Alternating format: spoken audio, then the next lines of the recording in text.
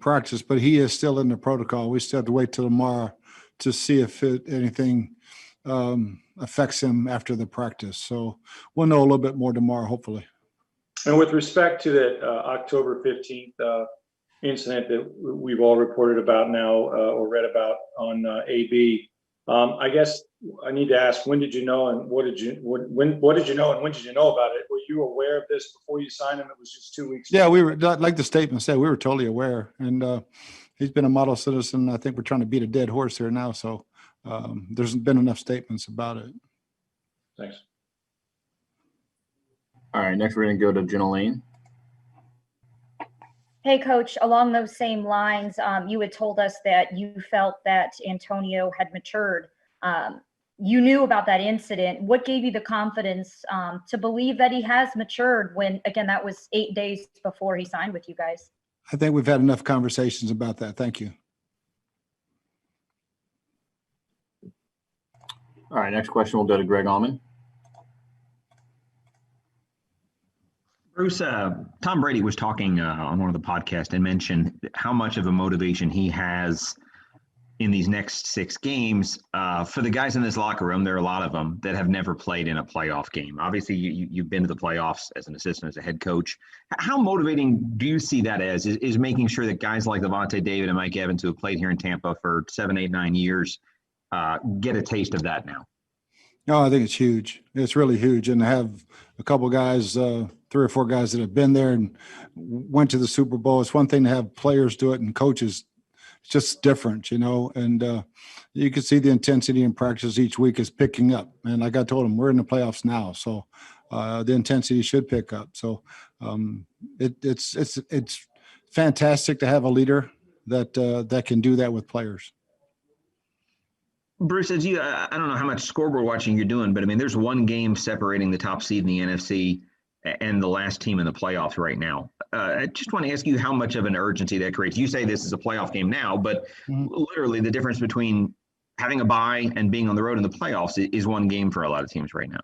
Yeah, we started last week putting up the scenarios because I think you have to be aware of it. You don't hide from it. You kind of embrace it, know where you stand, what's ahead of you this week. Not looking forward other than past this week and where everybody stands in a lot of big games this week. Thanks, Bruce. Mm-hmm. Are we going to go to Joey Knight? After Joey, we'll have some Los Angeles media.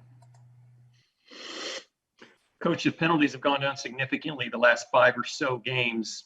Any explanation for that at all? Our penalties? Yes. From none to, I think we had 3 this week. So I wouldn't consider that a big jump. I mean, it's not like we've had a major jump back to where we were before. So I'm okay with that. You had a significant number the first 5 games, but the number of penalties has gone down significantly the last 5 games. Yeah, totally, since the Chicago game. And I mean, there was a concerted effort by the players. They were tired of hearing me say it, but we've done a really good job of correcting it. All right, now we're going to go to Los Angeles media. We'll open with Kevin Modesti. Hi, Bruce. Kevin Modesti from the LA Daily News. The Rams have been pretty up and down the last 4 weeks. What have you seen from them? How do you get a line on kind of who they really are right now? Well, I don't see much down when I watch them. I see a lot of up. And, Jared's playing very, very well, protecting the football. They're running the ball well.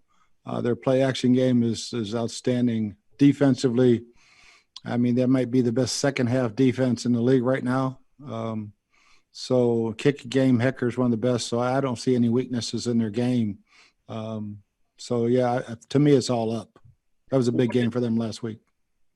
What does it say when a team does what the defense has been doing in the second half?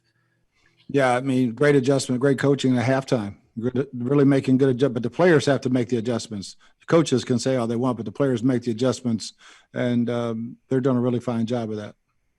Thank you. All right, next is going to be Gary Klein from the LA Times. Hey, Bruce. Just wanted to get your thoughts on Goff in terms of his development. Since he's come into the league, you've kind of seen him all the way through. So just wanted to get your sense of what he's doing better now than he did when you first saw him and whatnot. Yeah, I think since he's been with Sean, he's just grown and grown. And it looks like they have great chemistry together as a coach, play caller, and a quarterback. And I just see continued growth, protecting the football, accuracy, on the move, down the field. I just see really steady growth and turning into a heck of a player. And the addition of Jalen Ramsey late last season, when you're game planning against a team with a corner like that, what kind of problems does he present for you? Well, if you're throwing it towards him, you better make sure you see what's going on, because he's a tremendously talented guy, and he can do some things for your defense that other people couldn't. We're very fortunate when I was in Arizona, I had Patrick Peterson, and here Carlton Davis. So I think he's at the top of the list right now of top corners in the league, and you have to be very, very alert of where he is, even when he's playing inside. All right, we're going to go over to Jordan Rodriguez. Hey, Bruce. Jordan Rodriguez with The Athletic Los Angeles. How you doing today? Good. Pete Carroll actually mentioned that he saw a lot of similarities with how Brandon Staley is playing Jalen this year as Pat Peterson was in Arizona. Do you see those similarities? And also, if you could expand a little bit on what you see when Jalen does move inside. Yeah, I mean, he's normally following the number one guy, and if that guy's inside, he's inside. That's not always man-to-man, but when he's outside, even if it's a zone concept, he's pretty much playing man-to-man. And but when he's inside, there is some man, but more zones. But he's so talented, he can play either one, and does it very, very well. And then, if you don't mind, I've been asking defensive coaches this too, I've been asking opposing coaches this too. If you had to describe Aaron Donald to somebody who had never watched a game of football before, how would you describe him? Tasmanian Devil. I mean, for us old folks, we know what that cartoon looks like, and I mean, he's nonstop, great get off. He's got a toolbox of moves that's second to none. Just a hell of a football player. All right, we're going to go over to Sarah Walsh.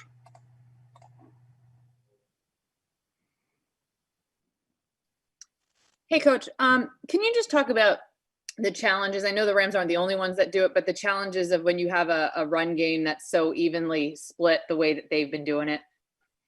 Yeah, they do a great job with a lot of motion, but they've got three backs really that are just fresh all the time, and they're different, but they're also very similar. The style of what they do with each one's pretty much the same, and they've added some more power game, some more gap scheme stuff this year.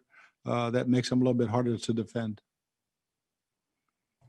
All right, we'll go to Steve Isbitz.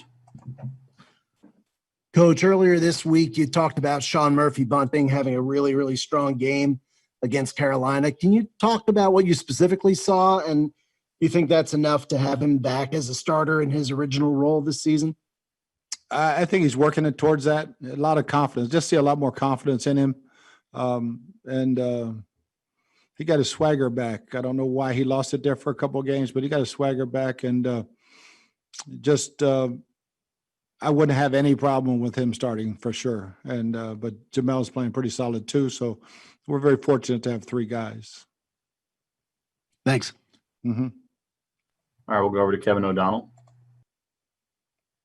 Hey, Bruce. All teams are going into the intensive protocol this weekend on Saturday. You're one of four teams that haven't had to go through that yet this season. What extra moves have you guys made to kind of avoid that? And how do you feel that these new rules are going to impact just your preparation for a game? We actually started today, and we're very, very fortunate to have the facility and the weather that we can meet outside. And so we have built classrooms outside, and hopefully the rain will hold off, but with our indoor facility, and it's been pretty much easy for us as far as the meetings and stuff. We would not have to do anything virtually. We can always be in our building at our facility, either indoors or outdoors. So you don't think this will have a great impact just on preparation throughout the rest of the season? For us, no. I think it does. If you're virtual, it makes a huge difference. But for us, wearing masks during practice is we put those Oakley shields on our helmets, and if just you have to wear masks more, stay separated a little bit more, and just be a little more cognizant of who's surrounding you and what you're doing. Thank you. You bet. All right, we're going to close out with a question from Rick Stroud and one from Greg. Hey, Bruce, along those lines, and no one's going to feel sorry for players or coaches, right, in the NFL, but, we're nearing the holidays. A lot of guys do things for charity that has been changed, including yourself, but they also may not have family, right, because they're displaced, and sometimes family comes in. So just how unwieldy is this? Just part of the deal, obviously, but how difficult is it maybe for some of your players that, it's going to be a different kind of holiday? Yeah, it's a huge sacrifice. Thank God. We're able, if we do have family coming in, that we will be able to test them here at the facility and before they go home with the guys. And we have great owners who allow us to do that all season. So if you have mom and dad, your aunt or uncles coming to the ball game, bring them over, get them tested.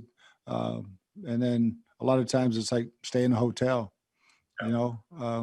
see you after the ball game, or if you don't get tested, I won't see you at all. But it's just so different, and it's a huge sacrifice, especially during the holidays. But to not be able to have your mom and dad come to a ball game, it's really hard on some guys. Thanks. You bet. All right, we'll close out with one from Greg Allman. Hey, Bruce, it's rare that I can ask you a question about officiating without you wanting to decline comment or get fined. But Monday's game will be a significant one as the first one in NFL history where the officiating crew is comprised entirely of Black officials. I know you've been very active and supportive of diversity in your hiring and all across the league. So I just want to ask you what that means to you, if it's a significant thing for you on Monday. Way too long coming. Just really, really. I know a lot of those guys, and they're great officials. Jerome Bolgers, we've had that crew twice this year, he and Barry Anderson, and they're great officials. I think it's a historic night, and I think it's fantastic. Thanks, Bruce. You bet. All right, that's all for today. Thanks, Coach. You bet. Thanks, guys.